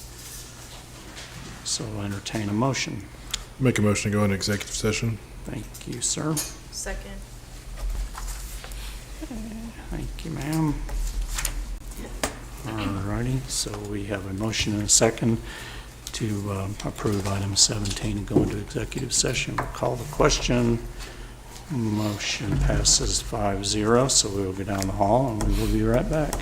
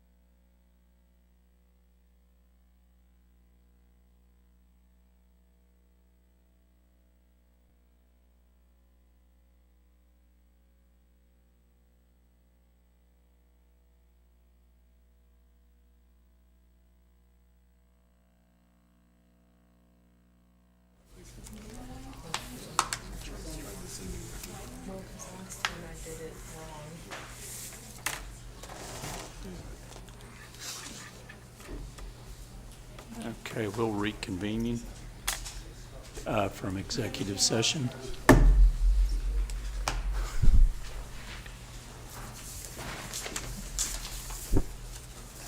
All righty. Does anybody have a motion from executive session?